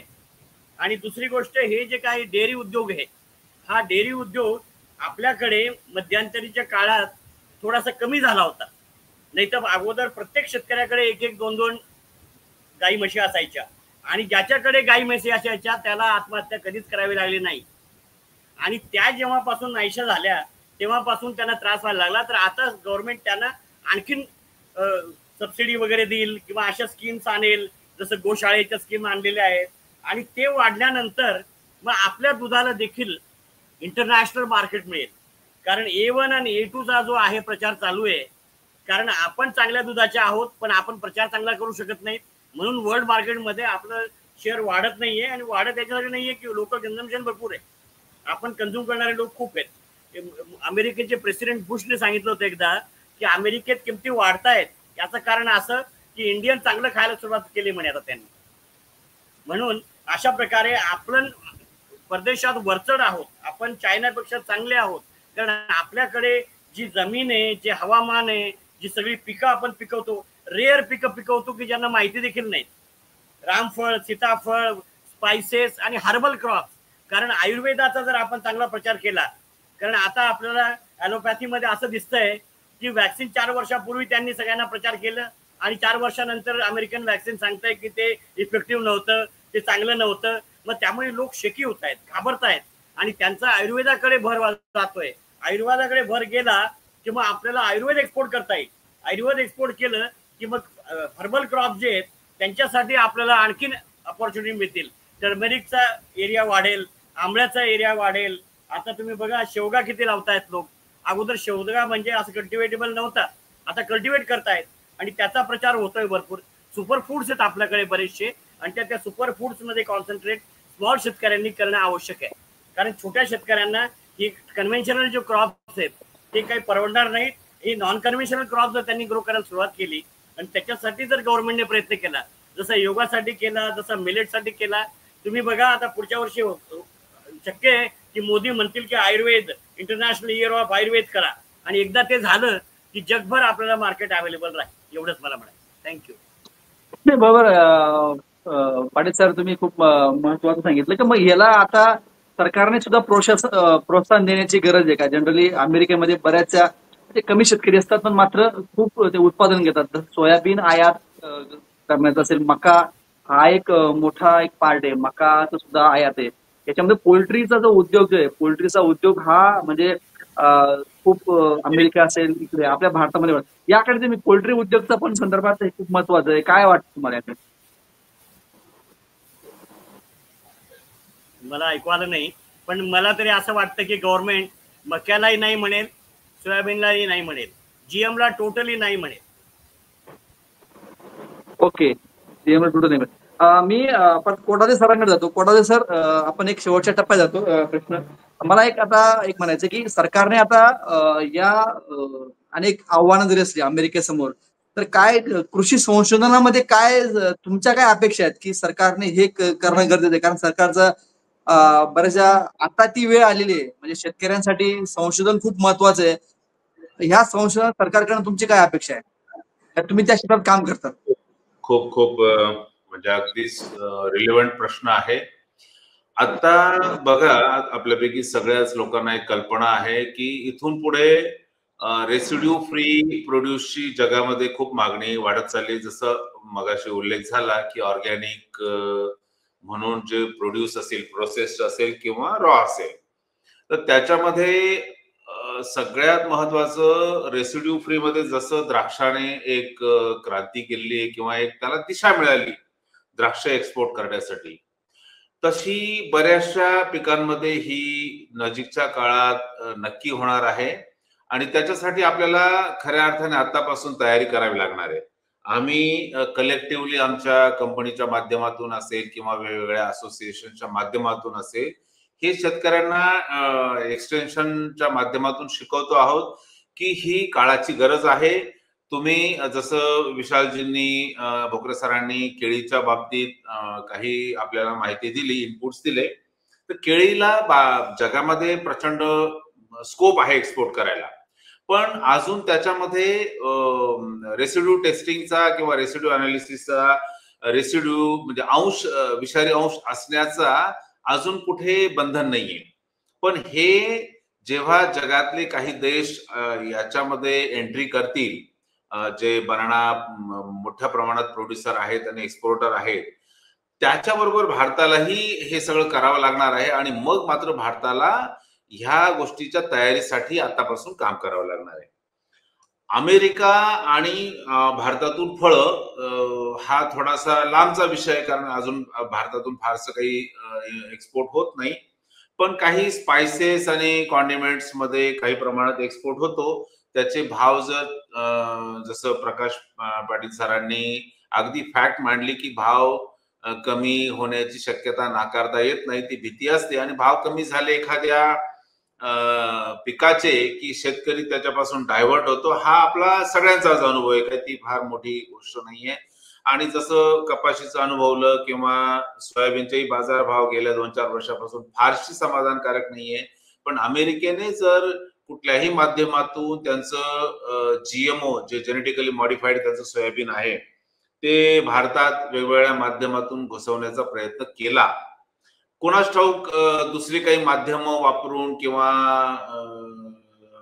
अशा वेगळ्या मार्गाने जर एंट्री झाली तर सोयाबीनचे बाजारभाव आणखी पडू शकतात. आजच ते परवडत नाहीये. तेव्हा ही एक भीती खरोखर नाकारताही येत नाही. पण त्याच्यामध्ये आपण जे पुन्हा पुन्हा एका पॉझिटिव्ह आस्पेक्टवर येतोय की संधी आहे, संधी आहे. बघा, संधी असणं ही एक मानसिकता आहे, कारण त्याच्यामध्ये आपल्याला सगळ्यांना कलेक्टिव्हली बदल करायला लागतात. मग तो उत्पादक असेल, म्हणजे शेतकरी हा उत्पादक झाला, किंवा त्याच्या अनुषंगाने ऍग्रिकल्चर इनपुट्स, मग ज्याच्यात फर्टिलायझर असतील, पेस्टिसाइड असतील, सीड असेल, ऍग्रिकल्चर इक्विपमेंट असतील, किंवा त्याही पलीकडे पुढचं जे आहे प्रोसेसिंग करून, प्रोसेस फूड ज्याला आपण म्हणतो, ते आपल्याला एक्सपोर्ट करायचं असेल तर आपल्याला इंटरनॅशनल लेव्हलला त्यांच्या नॉर्म्सला उतरेपर्यंत ती सगळी आपल्याला तयारी करावी लागेल प्रत्येक स्टेपवर. आणि एवढं नक्की आहे की आपण जसं केळीने ह्या 2-4 विशालजींनी खूप सुंदर मांडलं ते, की पोटेन्शियल किती आहे आणि आपण किती निर्माण करतो आहोत केळी एक्सपोर्ट क्वालिटीची. आमचा तर गेल्या अनेक वर्षापासूनचा हा अभ्यास आहे, संशोधन आहे, मार्गदर्शन आहे शेतकऱ्यांना की आपली जी केळी उत्पादन आपण करतो ती भलेही एक्सपोर्ट नाही झाली, पण ती एक्सपोर्ट क्वालिटीची असली तर निदान देशांतर्गत बाजारामध्ये तरी तिला चांगला भाव मिळावा. आणि निदान पूर्वी कारण असं व्हायचं की भोकरे सरांना चांगलं माहिती आहे की 10-1 वर्षापूर्वी केळीला जर बाजारभाव पडले तर केळी कापायला सुद्धा व्यापारी येत नसे. म्हणजे त्याला भाव मिळणं हा म्हणजे पैसे मिळणं हा भाव विषय तर दूरच राहिला, त्याची कापायला सुद्धा येत नव्हता. मग तेव्हा आम्ही 2010 पासून हे मिशन हातात घेतलं की निदान अशा क्वालिटीची केळी हार्वेस्ट पिकवा की जिला किमान व्यापारी कापून तरी नेईल, एवढी वाईट वेळ आपल्यावर येणार नाही. पण त्याचा आता गेल्या 2-3 वर्षापासून जो एक सकारात्मक परिणाम आपण बघतोय, केळी एक्सपोर्ट मोठ्या प्रमाणात होते आहे बऱ्याच देशांना. मग प्रामुख्याने गल्फमध्ये, मिडल ईस्ट मध्ये मोठी मागणी आहे आणि त्याला अर्थात एक कारण पण आहे की फिलिपाईन्सच्या उत्पादनावर आणि काही गोष्टींवर त्यांचा जो वेगवेगळे डिसीज त्यांच्या याच्यावर येतात, खूप खर्च त्यांना करायला लागतो आणि एक्सपोर्ट क्वालिटीची केळी तिकडनं कमी झाली आणि आपल्याकडनं निश्चित निर्माण झाल्यामुळे एक्सपोर्ट खूप वाढलेले आहे आणि त्यामुळे केळीच्या शेतकऱ्याला गेल्या 1.5 वर्षापासून सातत्याने अगदी वाईटात वाईट 1000-1200 पर्यंत आला होता. अगदी 200-300 वर तो आला नाही मधल्या काही काळात, पण सरासरी सरांनी सांगितल्याप्रमाणे 20च्या आसपास तर नक्कीच भाव आहे. तर तेव्हा प्रकाश पाटील सरांनी जे सांगितलं ना, हे बदल निश्चित होतात, त्याला कोणी थांबू शकत नाही. की एखाद्या वर्षी जरी समजा आमच्याकडे नाशिक जिल्ह्यामध्ये टोमॅटो आहे, टोमॅटोला जर वर्षभर भाव मिळाले नाही तर त्याचं पुढच्या वर्षी होणार जे लागवड आहे, प्लांटेशन आहे, ते निश्चित कमी होतं. पण त्या वर्षी भाव मिळाले तर पुढच्या वर्षी पुन्हा मोठ्या प्रमाणात टोमॅटोची लागवड होते आणि ह्या चक्रव्यूहातून तर आपण अजून काही बाहेर निघालेलो नाहीये. आता ह्या वर्षी मोठ्या प्रमाणात मक्याची लागवड आहे प्रत्येक राज्यामध्ये भारतातल्या, त्यामुळे मक्याचं हार्वेस्ट जेव्हा सुरू होईल त्यानंतर आपल्याला कळेल. कदाचित अमेरिकेच्या या टॅरिफ वाढवण्याचा त्याच्यावर कदाचित परिणाम नसेल, पण एकंदर जास्त उत्पादनामुळे होणारा जो इम्पॅक्ट आहे तो कदाचित अनुभवू शकतो आपण. आणि मग त्याच्यामध्ये असा एक मेसेज चुकीचा कोणीतरी देऊ शकतं की ह्या अमेरिकेच्या धोरणामुळे हा भाव कमी झालेला आहे. याच्यामध्ये अनेक पैलू आहेत, अनेक विषय आहेत. अर्थतज्ञ म्हणून देवेंद्रजी नक्कीच याच्यात अभ्यास करतील आणि नक्कीच आपल्याला अजून मार्गदर्शन करू शकतील असं मला वाटतंय. अनिल कोडाळे सर, धन्यवाद. तुम्ही खूप महत्वाचं बोलल्यात. मी देवेंद्रजींकडे जाण्यापूर्वी म्हणजे मी ब्रोकरेज सरांकडे जातो, देवेंद्रजींकडनं पण एक महत्वाचं स्टेटमेंट घ्यायचंय मला. एक जनरली आता हे प्रक्रिया उद्योग जे होतात, कारण भारताला मजबूत करायचं, नेहमी चर्चा करताना आपण म्हणतो की पूर्वी फक्त शेती करायची. आता तुम्ही एक महत्वाचा मुद्दा एक उपस्थित केला म्हणजे कोडाळे सरांनी, की म्हणजे मी रिपोर्टिंग करताना, बातम्या करताना बघायचो की अक्षरशः केळी कापायला म्हणजे केळी तयार व्हायची, केळी कापायला व्यापारी मिळायचे नाही अशी परिस्थिती. मात्र ती परिस्थिती बदलली. निर्यात व्हायला केळीचा भाव आपण बघितले की 1,500च्या पुढेच भाव असतो सध्या, गेल्या काही 3-4 वर्षापासून. हा एक बदल सुद्धा झालेला आहे. आपण यामध्ये एक जनरली भारताला अजून महासत्ता बनवायची असेल की जसं खास करून अमेरिका जे पश्चिमात्य देश आहे, फूड प्रोसेसिंग म्हणजे किंवा इतर पॅकेजिंग मध्ये खूप पुढे आहेत. भारत कुठे कमी पडतोय आणि भारताने अजूनपर्यंत काय केलं पाहिजे, काय वाटतं मला, किंवा भारताची पॉलिसीने काय केलं पाहिजे? बोकडे सर, काय वाटतं मला? नंतर मी इकॉनॉमिक म्हणजे अर्थतज्ञ म्हणून देवेंद्रजींकडे जाणार आहे.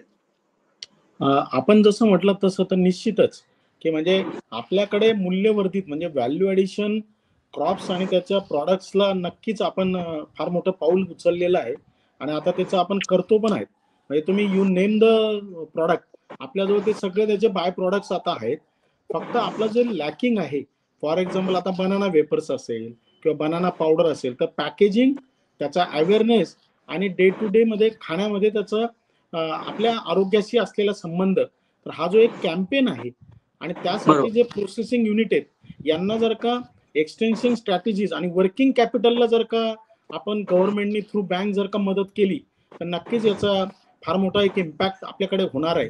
आणि जसं डॉक्टर आर.टी. पाटील सरांनी सांगितलं, तर आपल्याला घोषित वाक्यानुसार पण काम करायची सवय. जसं इंटरनॅशनल मिलेट इयर होतं, त्याचप्रमाणे आता इंटरनॅशनल आयुर्वेदा, इंटरनॅशनल स्पायसेस, तर अशा कॅम्पेन्स आपण जर का व्हिलेज लेवलपर्यंत राबवण्याची एक विशेष मिशन मोडमध्ये काम केलं आणि एक अम्ब्रेलाच्या अंतर्गत म्हणजे नुसतंच कृषी विभाग नाही, मग त्याच्यात आरोग्य विभाग असेल, त्याचप्रमाणे त्याच्यामध्ये कृषी विभाग असेल, विद्यापीठ असेल, प्रोसेसिंग इंडस्ट्रीज असतील, MSME असेल, तर अशा सगळ्याला जर का support in the form of extension in the form of processing, आणि ते प्रोसेसिंगला कम्प्लीट युनिट जर का देता आले तर आपल्याला फार चांगल्या प्रकारचं हा जो काही आपण अडथळा म्हणतो, म्हणजे मी तर नेहमीच म्हणतो की आपल्याला इनबिल्ट एवढं चांगल्या प्रकारचा स्कोप आहे की आपल्याला प्रोसेसिंग, आता जसं अमेझॉनचे प्रॉडक्ट प्रत्येक गावामध्ये बाहेर न येतात तर आपले सुद्धा आपल्याला देता येईल, म्हणजे नॉट नेसेसरी की एक्सपोर्ट्स. तर आपल्याला internal market number 1 is very huge. आपल्याला क्वालिटीच्या मध्ये पॅरामीटर्स कसे वाढवता येतील. तिसरं, प्रोसेसिंगला प्रोत्साहन देण्यासाठी स्कीम्स मधले काही छोटे छोटे बदल, जसे वर्किंग कॅपिटल आपल्याला ते आणता येईल का. नंतर सँक्शनिंग प्रोसिजर आपल्याला फास्ट करता येईल का. आणि सगळ्यात महत्वाचं, जसं शाळेमध्ये आपण खिचडी देतो तर आपल्याला ही बाब बदलता येईल का. त्याच्यामध्ये आपण जी काही चर्चा करतो ती तिला चांगल्या पद्धतीने, नका देऊ केळी, पण केळीचे वेपर्स देऊ शकतो, केळीचे पावडरचे लाडू देऊ शकतो. म्हणजे आरोग्याच्या दृष्टीने असे जर का आपण काही बदल करू शकलो, आणि सगळ्यात महत्वाचं म्हणजे प्रोत्साहन, एक्सटेन्शन या स्ट्रॅटेजी खरोखर स्ट्रॉंग केल्या पाहिजे. आपण कधीतरी फक्त एकदा महोत्सव घेतो, पण आपल्याला दर महिन्याला बनाना महोत्सव घेता येईल का, उत्पादनाचा महोत्सव घेता येईल का. तर छोटे छोटे बदल. आणि मी नेहमीच म्हणतो की आपल्याला भाऊ करण्याची गरज नाहीये. ट्रम्प इज अ बॉम्ब आणि तो अनप्रेडिक्टेबल पर्सन आहे. त्याचा बाऊ न करता इंटरनली आपल्याला इतका स्कोप आहे. आपल्याला इंटरनली स्वतःला जर का आपण बघून घेतलं तर मला वाटतं कुठलाही परिणाम न होता उलट आता आपल्याला ती संधी म्हणून एक चांगल्या करण्याची संधी आहे असंच मला वाटतं. बरोबर बोकडे सर, महत्वाचा मुद्दा मांडला. मी देवेंद्रजींकडे जातो, कारण ते उद्योजक तरुणांना सुद्धा अनेक उद्योगासाठी प्रवृत्त करत असतात. आणि यामध्ये जनरली जे कृषी प्रक्रिया उद्योग असतील किंवा त्यातनं आर्थिक सुबत्ता शेतकरी तरुण वर्गामध्ये आलं पाहिजे. तर यासाठी काय अजून केलं पाहिजे की जेणेकरून अमेरिकेला आपण प्रत्युत्तर देऊ शकतो या आपण देशांतर्गत. आणि एक भोकले सरांनी खूप महत्वाचा मुद्दा मांडला की ते बोलले की आपण नेहमी एक्सपोर्टचा विचार करतो. भारताची एवढी मोठी मार्केट आहे की भारतामध्येच काही गोष्टी आपण जर दिल्या व्यवस्थित पॅकेजिंग, जसं अमेझॉन तिकडचा देश आहे तो इथे आपण गावागावात पर्यंत पोहोचू शकतो. असं काही करू शकतो का आपण जेणेकरून म्हणजे भारतात एवढी मोठी, इतर देश भारतावर डोळा ठेवून येत, आपण एवढं मार्केट आहे, आपण आपलं मार्केट सुद्धा कॅच केलं पाहिजे. डेफिनेटली सर, मी कोठाले सरांनी एक उदाहरण दिलं की केळीचे भाव पडल्यानंतर अक्षरशः व्यापारी केळी कापायला सुद्धा येत नाही. तर आपल्याकडे या गोष्टी बेसिक आहेत. आता मागेच एक 8 ते 10 दिवसापूर्वी ॲग्रोवन मध्ये एक बातमी आली होती की जवळपास 1 लाख कोटीपेक्षा जास्त रकमेचे फळे आणि भाजीपाला आपल्याकडे म्हणजे तो खराब होतो, फेकावा लागतो अक्षरशः. इतक्या मोठ्या प्रमाणावर ॲग्रिकल्चर प्रोड्यूस जे आपण उत्पादन करतो आणि त्यावर कुठल्याही प्रकारची प्रक्रिया न झाल्यामुळे किंवा cold storage, warehouse, proper infrastructure available न झाल्यामुळे आपल्याला तो फेकावा लागतो. तर अशा वेळी आपल्याला ही गोष्ट करणं गरजेचं आहे की आपण आपल्या शेतमालावर जर प्रक्रिया करून त्याच्या पुढे प्रोसेसिंग करून प्रॉपर पॅकेजिंग केलं, त्यासाठी आवश्यक असणारे कोल्ड स्टोरेज आणि या सगळ्या गोष्टी उभ्या केल्यात, हे इन्फ्रास्ट्रक्चर उभं केलं तर नक्कीच आपल्याला खूप मोठ्या प्रमाणावर चांगल्या संधी उपलब्ध आहेत. एक तुलनात्मक जर आपण इतर देशांचा आणि आपल्या तुलना करायची झाल्यास, इतर देशांमध्ये जवळपास 80 ते 90% त्यांच्या शेतमालावर प्रक्रिया होते, जे आपल्या देशामध्ये अगदी 2 ते 5% प्रमाण आहे. म्हणजे हा गॅप खूप मोठा आहे. आपल्याला एक तर भाव मिळेल तर कृषी उत्पन्न बाजार समितीमध्ये जाऊन आपण विकून टाकू किंवा व्यापारी 2 पैसे देईल तर आपण विकून मोकळे होतो, परंतु भाव मिळेपर्यंत थांबण्याची आपली कॅपॅसिटी नाहीये. ही अडचण जर आपल्याला दूर करायची असेल तर याच्यावर सगळ्यात महत्वाचा उपाय आहे की आपल्याला कृषी उद्योजकतेकडे वळलं पाहिजे. आज आपण जर बघितलं की एक पूर्ण कुटुंब त्या शेतीवर अवलंबून असतं. त्यातले काही जणांनी जर त्याच्या रिलेटेड काही छोटे छोटे प्रोसेसिंग युनिट, काही प्रक्रिया उद्योग सुरू केले किंवा गाव लेवलला जर आपले काही कॉमन पिकं असतील त्या बेसिसवर आपण फार्मर प्रोड्युसर कंपनीच्या माध्यमातून काही प्रक्रिया उद्योग सुरू केले, म्हणजे इतर कोणी व्यापारी येतील, उद्योजक येतील आणि ते आपल्या प्रक्रिया मालावर प्रक्रिया करतील. या गोष्टी करण्यापेक्षा शेतकऱ्यांनी स्वतः पुढे येणं गरजेचं आहे या सगळ्या गोष्टी करण्यासाठी. म्हणजे शेतीला फक्त शेतीने समजता एक व्यावसायिक दृष्टिकोन ठेवून एक बिझनेस म्हणून जर त्याच्याकडे बघितलं तर मला वाटतं की या सगळ्या गोष्टींना चांगल्या पद्धतीने उत्तर मिळू शकतील. आणि भारतच काय, आपल्या समोर पूर्ण जग ही आपली मोठी बाजारपेठ आहे. इतर देशांपेक्षा आपल्या जमिनीची क्वालिटी चांगली आहे, आपण चांगलं उत्पादन घेऊ शकतो, आपल्या मालाची गुणवत्ता चांगली आहे. फक्त त्याला चांगलं पॅकेजिंग आणि प्रोसेसिंग करून त्यांच्यापर्यंत पोहोचवण्यासाठी कृषी प्रक्रिया उद्योग हे मोठ्या प्रमाणावर उभं करण्याकरता आपण म्हणजे शेतकऱ्यांनी स्वतःहून पुढे येणं गरजेचं आहे. त्यासाठी नक्कीच आम्ही त्या गोष्टीसाठी नेहमी मदत करत असतो. आता जर आपल्याकडे बघितलं तर मुख्यमंत्री अन्न प्रक्रिया योजना आहे, प्रधानमंत्री सूक्ष्म अन्न प्रक्रिया योजना आहे, आता रिसेंटली पोखरा ही स्कीम डिक्लेअर झाली, कृषी समृद्धी योजना झाली, किंवा जिल्हा उद्योग केंद्राच्या PMFME, PMEGP, CMEGP या योजना झाल्या. एका कोणताही प्रक्रिया उद्योग सुरू करायचा झाल्यास त्यावर खूप मोठ्या प्रमाणावर गव्हर्नमेंटच्या सबसिडीच्या योजना आहेत. बँकेतून कर्ज मिळवण्यासाठी काही अडचणी येतात, त्या सगळ्या गोष्टी सॉर्ट आउट होऊ शकतात. पण आपण प्रक्रिया उद्योग केल्यास तर त्यावर आपल्याला काम करावं लागेल. आपण एक तुलनात्मक गोष्ट जर बघितलं, आपण म्हटलो की सोयाबीन अमेरिकेचा जर भारतात आला तर भारतातल्या सोयाबीनचे दर खाली येतील. तर आपण त्यांना तो अमेरिकेमध्ये सोयाबीन त्याचं उत्पादन करून भारतात आपल्यापेक्षा तो स्वस्त जर विकू शकत असेल तर नक्कीच आपल्याला कॉम्पिटिशन होऊ शकते. तर ते आपल्यापेक्षा कमी किमतीमध्ये त्याचं उत्पादन कसं घेऊ शकतात या गोष्टींचा अभ्यास करून, म्हणजे त्याचं व्यावसायिक परीक्षण करून आपण सुद्धा आपल्याला आपलं प्रोडक्शन कसं वाढवता येईल आणि त्यावर प्रक्रिया कसं करता येईल या गोष्टीकडे पाहणं गरजेचं आहे. आणि शेतीसाठी शेतकऱ्यांच्या मुलांनी स्पेसिफिकली माझं रिकमेंडेशन असेल की त्यांनी फक्त शेतीवर अवलंबून न राहता प्रक्रिया उद्योगांकडे, उद्योजकतेकडे वळलं पाहिजे, तरच या सगळ्या गोष्टींचं चित्र बदलू शकतं. बरोबर देवेंद्रजी, बरोबर तुमचं म्हणणं आहे. मी जनरली प्रकाश पाटील किंवा आपले विशाल अग्रवाल असतील तर त्यांच्या शेवटच्या टप्प्यात जातोय. विशाल अग्रवाल आहेत का? विशाल अग्रवाल, माझा आवाज आहे तुमच्याकडे? आपण शेवटच्या टप्प्यात जातोय. स्क्रीन ऑन केलं तर बरं होईल. ॲडव्होकेट प्रकाश पाटील. प्रकाशजी, तुम्ही एक महत्वाचे 2-3 मुद्दे मांडले होते की यामध्ये बेस कृषी हा खरा कणा शेतीचा आहे. मग यामध्ये जनरली सरकारकडनं काय अपेक्षा आहे की आता हे टेरिफ जरी लावलं तर समजा कृषी क्षेत्रामध्ये आपण केंद्र सरकारने त्याला स्पष्ट नकार दिलाय, त्याला शेवटचा स्टँड हा जाईल का सरकारला सुद्धा हे न परवडणारं आहे. कारण सरकारने जर समजा मुक्त अर्थव्यवस्था मुक्त जर केलं अमेरिकेसाठी तर त्याचा परिणाम गंभीर होता. अनेक तज्ज्ञांनी जे मांडलं की समजा स्वस्त तिकड जर सोयाबीन असेल, मका स्वस्त मिळाला तर भारताचा भाव हा पडू शकतो आणि कॉम्पिटिशन मध्ये भारताचंच खूप मोठं नुकसान होऊ शकतं. अशा वेळी सरकारने काय केलं पाहिजे की जेणेकरून हे डोळे उघडे ठेवून सगळ्या गोष्टी लक्ष दिलं पाहिजे? प्रकाश पाटील. सरकारने या टेरिफला मुळीच घाबरू नये, आहे त्या कंडिशनला कंटिन्यू करावं. त्यांना जो निर्णय घ्यायचा असेल त्यांनी तो निर्णय घ्यावा. कारण जर आपण याच्यात बदल केला तर त्याच्यात शेतकऱ्याचं जास्त नुकसान होईल. आता जी आपण चर्चा चालली त्याच्यात आपण अन्नधान्य पिकवणं, त्याची प्रक्रिया करणं आणि त्याचं प्रोसेसिंग करणं, त्याचं ब्रँडिंग करणं आणि मार्केटिंग करणं. आता जरी आपण म्हणतोय आपण प्रोसेसिंग पण करतोय, मार्केटिंग पण करतोय, पॅकेजिंग पण करतोय. आपण जरी म्हटलो आपण मागेने तर आपले पुढे आहेत. फक्त प्रश्न असा, सपोज जर एखादा 100 रुपये मी माझ्या गरजेसाठी विकत असेल तर तुम्ही 100 रुपये किलोप्रमाणे ती घ्यायला तयार नाही. आणि तुम्हाला जशी पाहिजे तशी जर मी द्यायला तयार असेल तर तुम्ही मला त्याची किंमत 150 रुपये सुद्धा देणार. म्हणजे आपण आता जर आपल्याला निर्यात वाढवायची असेल त्या देशाला त्यांचे मानक काय, त्यांना कशी पॅकेजिंग पाहिजे, किती साईज मध्ये पाहिजे, त्या पद्धतीने आपण जर बनवलं तर निश्चितच आपली निर्यात सुद्धा वाढेल. निर्यात वाढली तर त्याचा शेतकऱ्याला फायदा मिळेल. बाहेरचे देश आता जास्त पैसे द्यायला तयार आहेत. तसं भारतात पण आता तसं झालंय, पण इतर देश जास्त पैसे द्यायला तयार आहेत. फक्त त्यांना त्यांच्या मानकाप्रमाणे आता जरी आपले एक्सपोर्ट होत असेल तर तरी युरोप वगैरे सारख्या कंट्रीला खाण्याचे पदार्थ आपली कमी होतात, मुस्लिम कंट्रीला जास्त होतात. मग त्या देशाला ते खाद्यपदार्थ कोणत्या मानकाप्रमाणे पाहिजेत, कसे पाहिजेत, त्याप्रमाणे जर आपण आयोजित देशाने आपल्या देशात जर सरकारने देशात केला आणि त्या पद्धतीने जर आपण एक्सपोर्ट केलं तर निश्चितच आपण एक्सपोर्ट सुद्धा जास्त करू. आणि एक्सपोर्टला वेगळ्या अँगलने बघतो, माझा अँगल वेगळा आहे. आपण फक्त जास्त किंमत मिळवण्याकरता आपण बघतो. पण जसं आता केळीच्या बाबतीत जर केळीची निर्यात वाढली एवढी डिफिशियन्सी आपल्या देशात कमी होती. आणि ती जर डिफिशियन्सी कमी झाली, जो एक्सपोर्ट करत त्याला सुद्धा भाव जास्त मिळतात.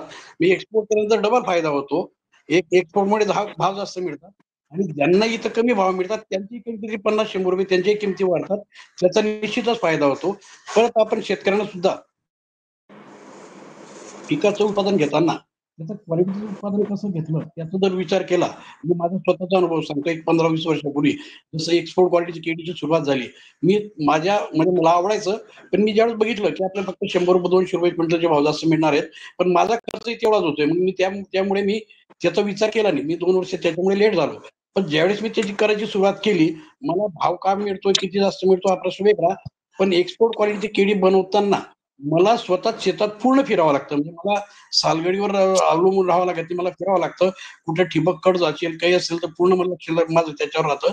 त्याच्यामुळे इकडे क्वालिटी केळी पण तयार होते, त्याची उत्पादकता पण वाढते, सरासरी उत्पादकता ती जास्त येते आणि कटिंग पर्सेंट पण वाढतं. म्हणजे नुसतं आपण भावाचा जर विचार केला तर आपल्याला जास्त फायदा नाही, पण त्या भावाचा विचार करताना आपण जर क्वालिटी केळी बनवली तर आपलं उत्पादन पण वाढतं, कटिंग पर्सेंट पण वाढतं आणि आपल्याला पैसे म्हणजे पर्यायाने आपल्याला पैसे जास्त मिळतात.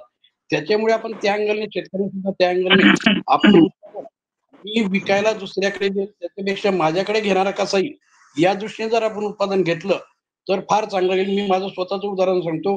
माझी एकदम चांगल्या प्रतीची केळी तयार झाली आणि कोरोनाचा पहिला टप्पा लागला.